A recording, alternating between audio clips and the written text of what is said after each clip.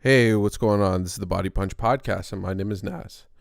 Welcome to the UFC 264 live stream.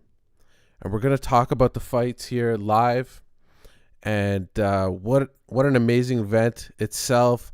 What a weird ending. What a weird ending. I don't think anybody could have imagined something like this happening, but it's funny enough that this has been happening so often in the UFC now. At one point when we were watching the UFC at the beginning, we would have never thought of these low leg injuries, these breaks that have happened to Chris Weidman, that have happened to Anderson Silva, and the list goes on now. Even we're seeing some arm breaks now against Jacare Souza, all these brutal breaks and stoppages that we've seen. And who would have thought that it would have affected the number one and the biggest star in the sport in Conor McGregor? Dustin Poirier wins in the first round due to doctor stoppage with a very unusual way. And Dustin Poirier was talking about in the post-fight interview with Joe Rogan, saying that this might have been due to another leg kick that Conor threw, and Dustin checked, and he noticed that Conor's leg was a little wobbly at that time, but didn't really notice it. When I was watching the fight, at the beginning of the fight, Conor was he was back to his old ways, but I think it was at an accelerated pace, a pace that, honestly, from knowing Conor McGregor's past fights, we know that this is something that he wasn't able to keep up. But who knows? We never got a chance to see it. This one ended really early. It ended in the fifth round. At 5 minutes in the first round. It was near the end of the fight. Actually, the bell rang, and at one point I thought Herb Dean was about to stop it right before the fight, right before the end of the first round, because we saw that Sean O'Malley stoppage, which was spectacular. But in my opinion, it was way too soon. I even tweeted about it. Please follow me on Twitter, and I can chat live with you guys. But anyways, my initial assessment of that was it was way too. For the Sean O'Malley one, they should have let it go. They should have let it go. It was the end of the last round, and that fight could have went to. Sean O'Malley was going to win either way, so it wouldn't have made a difference. He was really piecing up, and but back to the Conor McGregor fight. It was just a weird way to end off a spectacular night. We saw Tai Tuivasa get the win over Greg Hardy. We saw a bunch of amazing fights. But let's see what we're going to talk about. We'll talk about the Tai Tuivasa and Greg Hardy fight real soon, and then we'll talk about the Wonder Boy and Gilbert Burns fight. That was a fun fight to watch. Honestly, Gilbert Burns, it looked like at one point he was getting totally he was about to get booed out of the stadium, but he got the win. And then obviously we're going to talk about the big one, which is Conor McGregor versus Dustin Poirier. Some people, like Ariel Helwani, tweeted out that this could actually make for a good story for the fourth fight if Dustin Poirier wants. Now, Dustin Poirier has the pick of the litter now. Obviously, he's going to go for that. He's going to go for that 155-pound belt. We'll see what happens, but weirder stuff has happened. I don't know what to say about this sport. On top of it, it's like 1 a.m. in the morning, and I just saw Conor McGregor's ankle just snap. So I don't know what to think anymore. This sport can throw so many weird loopholes, and it can throw so much weird stuff at you, and this is not one of the things that I even thought was in the realm of possibilities. But when is it? When is it ever a thought?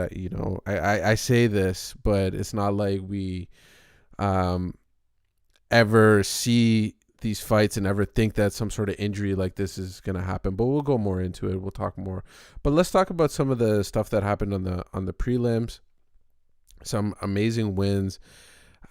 Just to point out, we saw the Uriah Hall fight and Ilya fight. That one was also a weird one. It was a night of weird fights. But Ryan Hall, I was about to call him Uriah Hall, but Ryan Hall was going for all those Eminari rolls. He was trying to sweep the legs. He was just trying to roll into some sort of submission, but it was just not working for him. And what happened there was I automatically thought of DC. And when DC fought, he had a tendency of kind of shifting his head to the right, and many fighters took advantage of that. And when Ryan Hall was ducking his head so low, and he kept on doing it, and it was on loop. That wasn't the way that he got finished in the fight. The way that he got finished in that fight was because his arm got trapped behind his opponent, and it left his head wide open. It's really weird to see Ryan Hall lose like that. And honestly, for a guy that's so calm, cool, and collective when he fights, it was just such a brutal way to get finished. It happened. It at the beginning of the fight, I think Ryan Hall was just puzzled. He was just trying to figure out a way to just get it to the ground somehow. And we've seen this in jiu-jitsu fighters before that, heavily rely on their jiu-jitsu. They don't really have a strong wrestling game. You see it in Damian Maia. Damian Maia, if he had those amazing wrestling skills, he would really be able to cause some massive issues on top of using his jiu-jitsu skills. But it's the same thing with Ryan Hall. You can see where there's some deficiencies in his game, where if he had some of the wrestling to take people down, and obviously many people use their wrestling to not get taken down and in some occasions, but if he had the wrestling to take people down, he would be a massive problem. Another fight that I wanted to highlight, Nico Price, Michel Pereira. What an exciting fight. Nico Price brought it on in the third round, but throughout that whole fight, you could see that Michel was just he was really amping it up. He was pressing on the gas throughout the whole fight, and at the end of the day, he did win that fight. But I think it was a close fight, just from what I can recall. I don't have a replay or anything in front of me, but just what I thought was Nico Price really brought it. There was I don't think his stock drops that low. We're all going to remember this kind of fight because of how exciting it was. It was a unanimous decision. I think some of the judges could have given it to Nico Price just for putting it on in the last round, and really he really pumped up the gas, and he went at it in that last round. He was even talking to himself and saying that this is the chance to change your life. But unfortunately, he lost. But I don't think his stock drops too low. Let's talk about the Carlos Condit fight and Max Griffin fight. I talked about this, but how exciting was it to see Carlos Condit, the natural-born killer, walk out again? It's just fun to see these veterans of the sport that have been in wars in ECW and just have been with the UFC since the beginning. For him to walk out on a Conor McGregor card is just exciting stuff. But Max Griffin came out and he did what he had to do. He came out with the kick right to the face at the beginning of the first round and just kind of put it on Carlos Condit.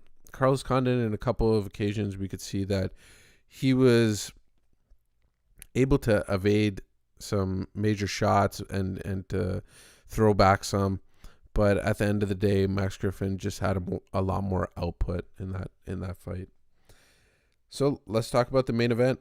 The main event, Sean O'Malley opens it up against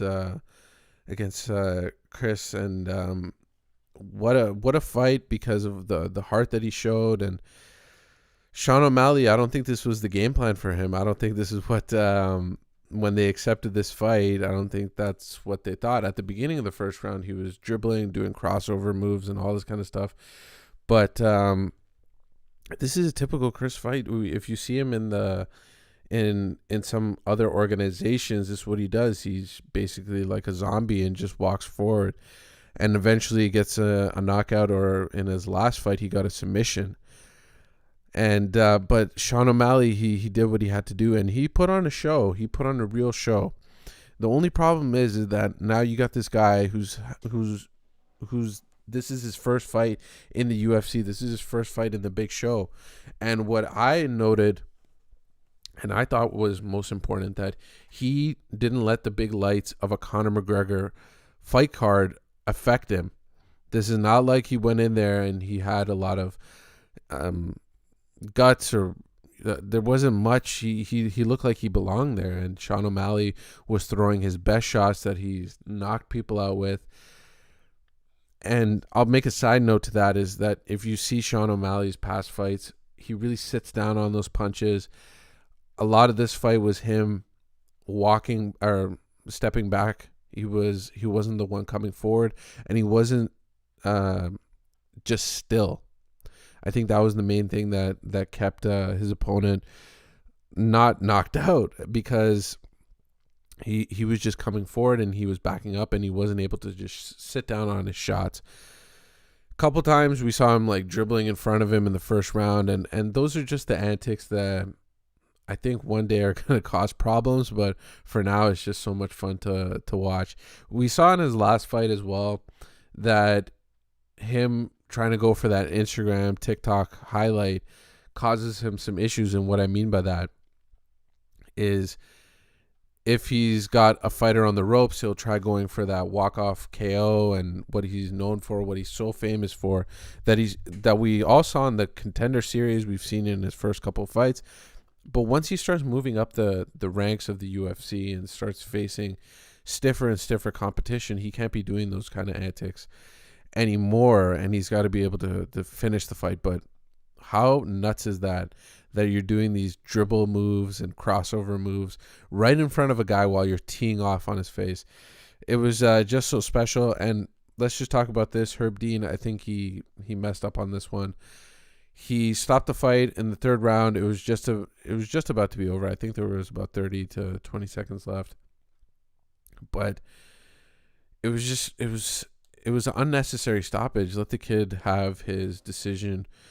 Let him go to decision at least. It's just for these fighters, and obviously I'm speaking way out of terms here because I'm nowhere near in the shoes that they are, but I can assume that, and I've seen this in the past with other fighters doing interviews, is that they would rather a decision on their record than a KO, TKO loss. Obviously, he was still on his feet. You could see that he was still there. There was a lot of blood. It didn't look good. I'm not going to say that. And I'm not going to say that he could have won the fight. There was no way he could have won the fight. But I did see Adelaide Bird on one of the scorecards, so who knows? Maybe she could have done something crazy there and made him win the fight. But I think it was just an early stoppage. Not just early stoppage. I think it was a stoppage that didn't consider where they were in the fight. Let's talk about the next one. The two women on the card on the main event put on a very good performance. Irina Adanya versus Yana Kunitskaya. Yana was really going at it in that first couple of minutes in that first round, and going after Irina. And Irina did not make weight, and that was a big issue going into this fight as well. I'm not going to say that the weight cut or anything like that was the reason why she won the fight, but reading Twitter and reading some statistics on this kind of stuff, 9 times out of 10, fighters that don't make weight and still fight win. I can think of it just recently. Mackenzie Dern, before she got her weight under control, she didn't make weight, and it was that really bad miss that she had, and she won that fight. There's a couple times that you can see in past fights that people that don't make weight end up fighting, and then they end up winning the fight. And everybody forgets that they didn't make weight in that contest. Now the UFC remembers that, so obviously they're going to keep an eye on her. But what a win for her! What a win for Mexico! And it was just fun to see that left hook that just sent Yana down, and it was bad, and it was great to watch though. So the next one, the heavyweight fight, man, Tai Tuivasa versus Greg Hardy. Tai Tuivasa, a disciple or someone that studies under one of my favorite fighters, Mark Hunt, who always brought it. And he said it best himself. He's like, if you want to scrap with me, I'm not the best person to go punch for punch with. And Tai Tuivasa finishes Greg Hardy KO in the first round. I'm not going to say TKO because he dropped him. And even though technically it could have been a TKO, it was just a nasty, nasty shot that Tai Tuivasa got on Greg Hardy. And honestly, I thought that he was wobbled himself at the right before that stage in the fight. Tai Tuivasa took a nasty shot from Greg Hardy, and he got wobbled himself. It was an amazing win, and what an amazing entrance that he had, and doing all the shoeies and all that kind of stuff.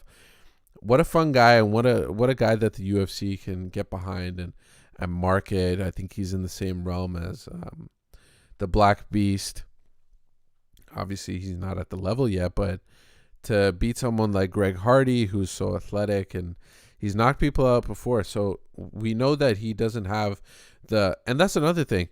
We know that Greg Hardy doesn't have the best jiu-jitsu skills. I mean, he might have the worst jiu-jitsu skills in that heavyweight division, but Tai Tuivasa still went and did the hardest way that he could have won the fight. What I mean by that is he could have just taken him to the ground and submitted him there.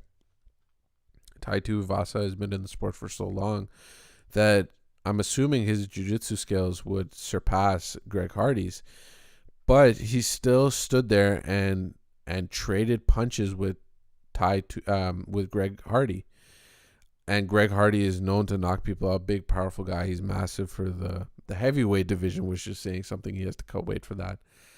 But what a great win for Tai Tuivasa. This is just making him an even bigger fan favorite.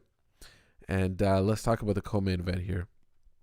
So Gilbert Burns gets a decision win over Stephen Wonderboy Thompson. I think Gilbert Burns won all 3 rounds. Maybe Wonderboy won the last round, in my opinion. This is not the official scorecard or anything like that. But in my opinion, I think Wonderboy might have won that last round, and Gilbert Burns won the first and the second. I think Wonderboy he knew that he was about to lose this fight, and this could be the last fight that he has that could have brought him to the title shot. I mean, if you beat Gilbert Burns, you're doing something amazing. But Gilbert Burns won this fight by the takedowns, and obviously I think him training with Ramon Deckers and whoever he had in his training camp and all this kind of stuff. But the way that he trained for this, you could see that even his coaches at Stanford MMA were saying that, listen, man, just take this guy down. Take this guy down. And as Joe Rogan alluded to, that this guy is a jiu-jitsu phenom, and he's still competing in BJJ competition. So obviously he has the skills to defeat Wonderboy Thompson on the ground, but he still went punch for punch with him. But he still tried. He still tried to take him down, and obviously that a couple times Wonderboy got back up, especially in the first round, and in the second round he got back up, and he was a little bit more fresh there, obviously. But unfortunately, at the age that Wonderboy is at now, which is I think 38, this might be the last time he's gonna get an opportunity to go after Kamaru Usman or whoever has that welterweight belt. But it was a fun fight. I mean, the fans were booing Gilbert at the end of it, and that might be just due to Gilbert using the takedown a bunch of times, but it was a fun fight. What a win for Gilbert Burns. You know that if you beat Stephen Wonderboy Thompson, you're doing something amazing in the sport. So it was a great win for him. Let's talk about the main event. Conor McGregor comes out and he looks like he's hell on wheels and going right after Dustin Poirier. He's got the old stance that he's known for. He's doing a little bit of that, but I also saw the boxing stance that he used in the last fight. I saw a couple times when Dustin Poirier had his back against the cage in the first round. I remember that Conor McGregor used the stance that he had in their last fight. Now, I think that this win that Dustin Poirier got puts a bow on the Conor McGregor Dustin Poirier fights. Now, I'm not. It's hard to say, but I think a fourth fight might be possible. But I think that Conor's got to go back. He's got to win one against someone, and get a win, And unfortunately, I don't think this was a great look for Conor McGregor. Is at the end of the fight, he was yelling and screaming, and it just obviously he must have been in such pain. He snapped the lower part of his leg. It wasn't even right in the middle of the shin. It was brutal to watch the replay, and it was just what a way to end the fight. It was them two yelling at each other. And usually at the end of these kind of fights, you see that both fighters kind of hug and, do that thing in MMA that we all know and love, which is just kind of leave it all in the cage. But Dustin Poirier was chirping back at Conor McGregor. And it's just at the end of the fight, they had Max Kellerman on, and he was talking about it, and I think that I agree with Joe Rogan. I think that they were, and Teddy Atlas was there, and I think that they were way off. That I don't think this is the end of Conor McGregor. I think this might be the end of Conor McGregor fighting high competition, unless he fights someone next.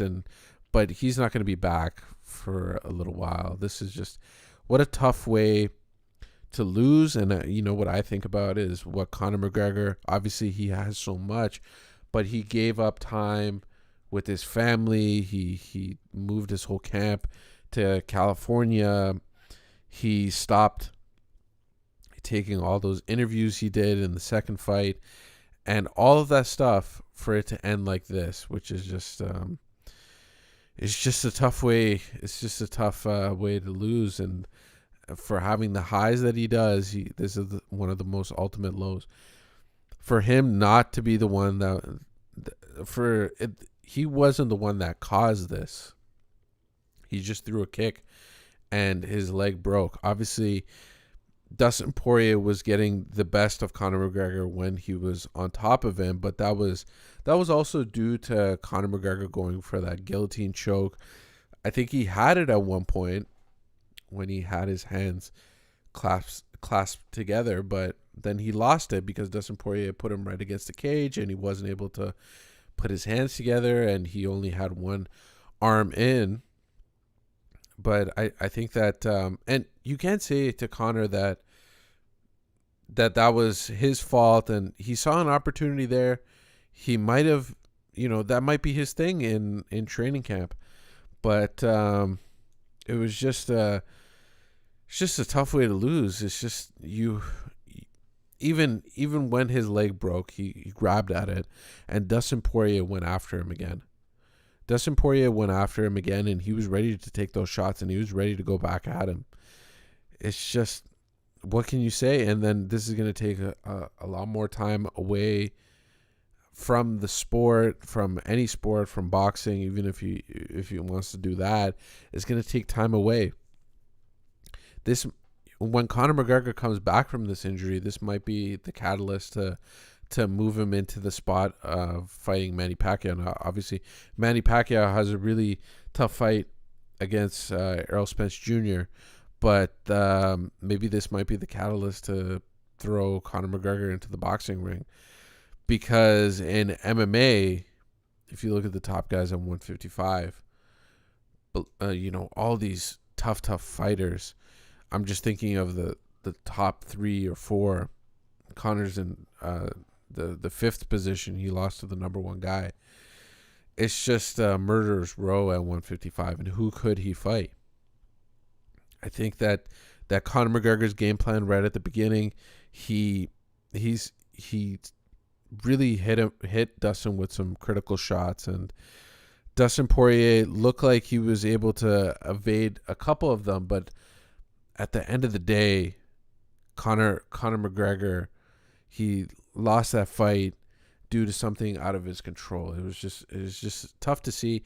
And I think what was the most tough for me to watch was the way that how much vitriol he had in his voice at the end of that fight. He was just screaming at Dustin Poirier and his family and his wife especially, which was just tough to see.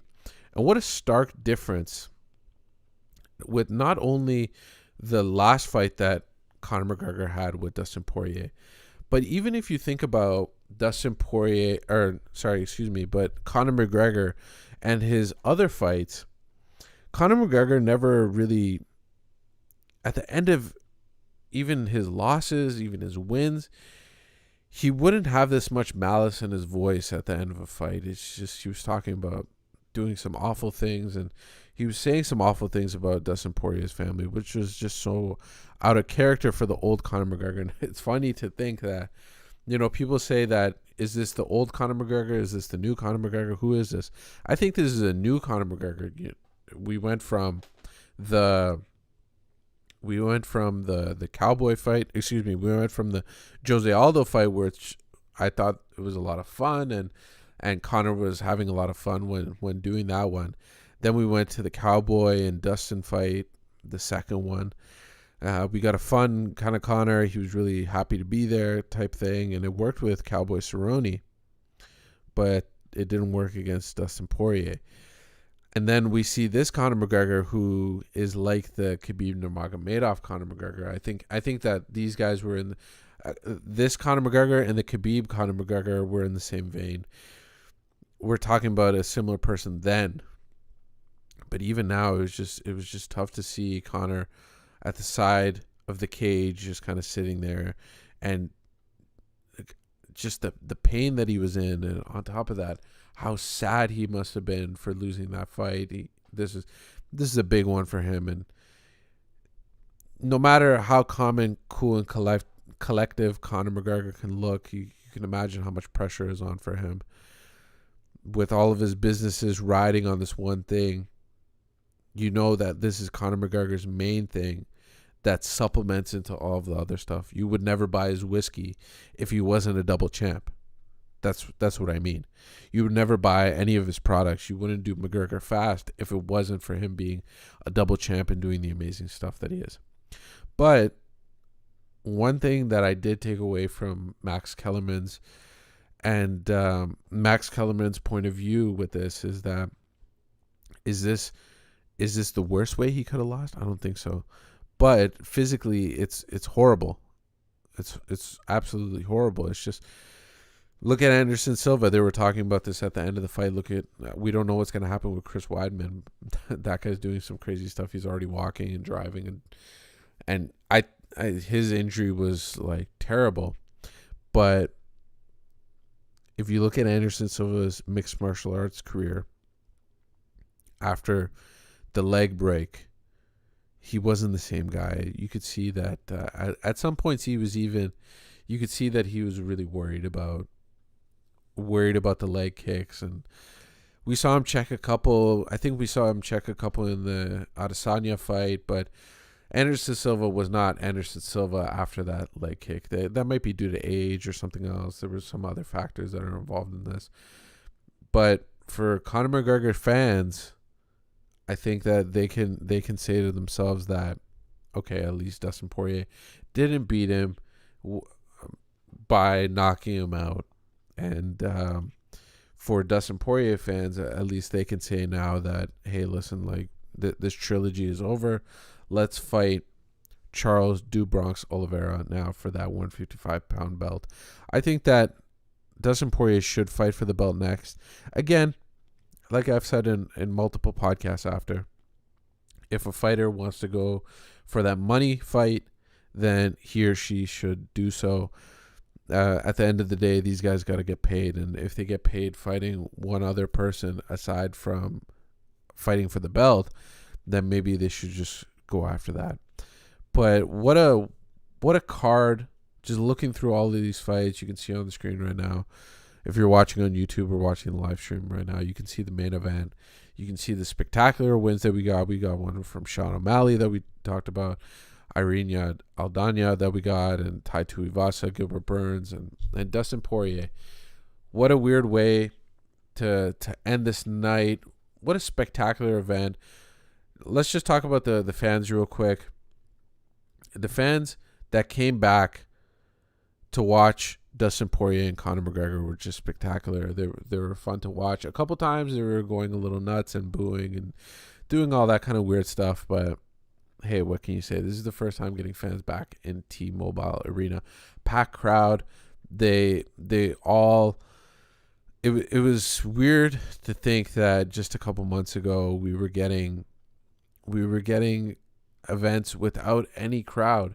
There was no crowd. There was no one in the arena. They were flying all the way to Abu Dhabi, and they were doing all this kind of crazy stuff. And just to think that we have a packed crowd back is just nice to see, nice to hear.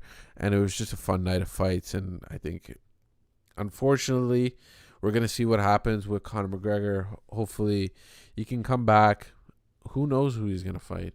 Maybe this might be the way that we get that Nate Diaz fight. This might be the way, like I said, that he just jumps into boxing and focuses a lot more energy into that. We don't know.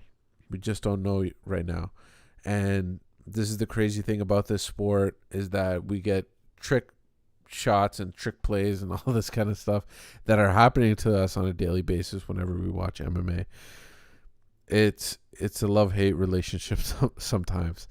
And if that fight went to the second round, who knows what would happen. Obviously, we know that Conor McGregor has gas tank issues, but we don't know if he solved them. We haven't seen him go to the second round since the last Dustin Poirier fight, and we don't know if he solved those kind of issues. We saw in the Nate Diaz trilogy that in the second fight that he solved the issue of he solved it in a different way. He was throwing a lot more leg kicks, and he was really ruining Nate Diaz's his leg, and it was a rough night for him. But at the end of the day, this fight was won by Dustin Poirier. You could see that he was getting the best of Conor McGregor on the feet a couple times after the flurry of shots that he took. But then on the ground, Dustin Poirier was just putting in that work. And, even at one point we kind of saw Conor McGregor throw up that leg kick from the ground. And imagine if that would have hit. I wouldn't have been surprised. I would have been surprised, but Conor McGregor knocking people out like Jose Aldo and not taking out people like Donald Cerrone with those shoulder strikes. If Conor McGregor would have got him with one of those shots, then it would have just added to the mystique of Conor McGregor. What a fun fight. What a fun card. UFC 264. This has been the live stream. I really appreciate you guys listening to the live stream here. Or if you're listening to it after the fact on the different podcast networks or anything like that, or if you're watching it on YouTube, I really appreciate it. This has been the Body Punch Podcast. Please like, subscribe, hit the bell notification. All that stuff really helps. I really appreciate it. Thank you for taking the time of your day, night, whenever it is to listen to me talk about this kind of stuff. I really appreciate it. And if you can listen to it on the different podcast networks, that'd be amazing. And if you can give it 5 stars and give me a review. Talk about it in the comment section here. Talk about it in the comment section on Apple Podcasts. We'll talk about this, and I want to hear your opinion. So that'd be really amazing too. I really appreciate you guys listening and taking the time. This has been the Body Punch Podcast. My name is Nat.